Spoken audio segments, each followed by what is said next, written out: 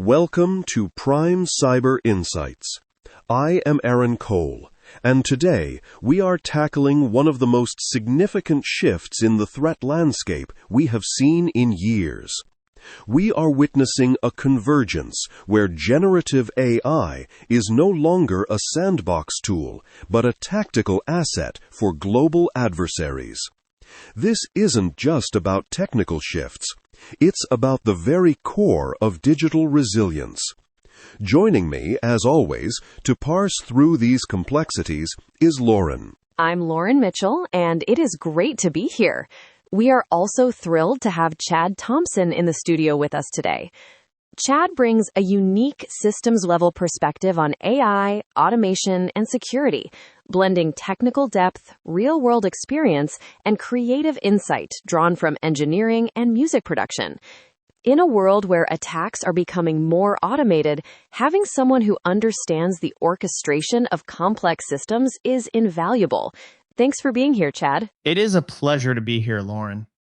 Looking at these threats through a systems lens really changes how we perceive the scalability of modern attacks.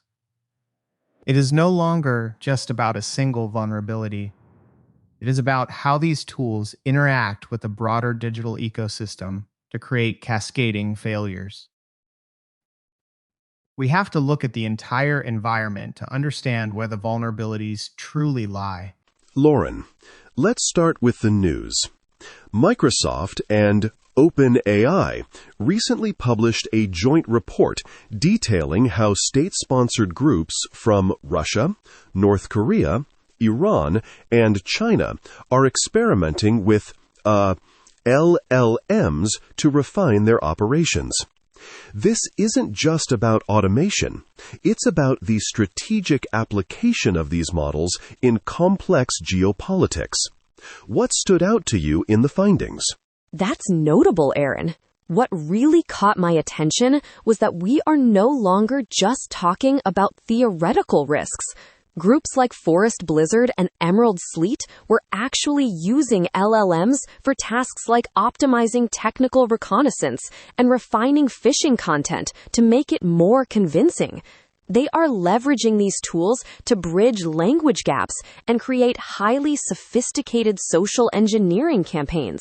It is about speed and efficiency, which makes the defender's job that much harder. That's a crucial point. From an engineering standpoint, these actors are using AI as a force multiplier for automation. Just like in music production, where you use tools to automate repetitive mixing tasks so you can focus on the creative composition, hackers are using AI to automate the boring parts of a cyber attack. This includes things like researching targets or writing basic scripts, allowing them to focus their energy on high-value exploitation. Chad, you mentioned automation. To be clear for our listeners, are we seeing these actors actually writing entirely new malware with AI? Or is it more about the planning phase and the initial entry points? Right now, it's mostly the planning and reconnaissance. They're using AI to debug existing code, translate technical documents, and understand complex protocols that might have taken a human weeks to master. It's about reducing the friction in their workflow. But as the system evolves, those efficiencies eventually lead to entirely new types of outputs. It is like when a new production tool changes the sound of an entire genre of music. AI is going to change the very sound of cyber warfare. Aaron, this is why Microsoft's move to ban these accounts is so vital. It's an early-stage intervention. If we can disrupt the learning phase where these groups use AI to sharpen their tools and understand our defenses, we might be able to slow down the arrival of truly autonomous AI threats that could scale at machine speed without human oversight. Exactly, Lauren. It is a proactive stance on digital resilience. We need to stay ahead of the curve by identifying these patterns before they become a standard part of every script kiddie's toolkit and escalate the baseline level of risk for everyone. Policy and platform security have to work hand in hand to build a robust ecosystem. Well, that is all the time we have for today. We have only scratched the surface of how AI is changing the game for both sides of the cyber conflict. Thank you so much, Chad, for sharing your insights with us. I'm Lauren Mitchell.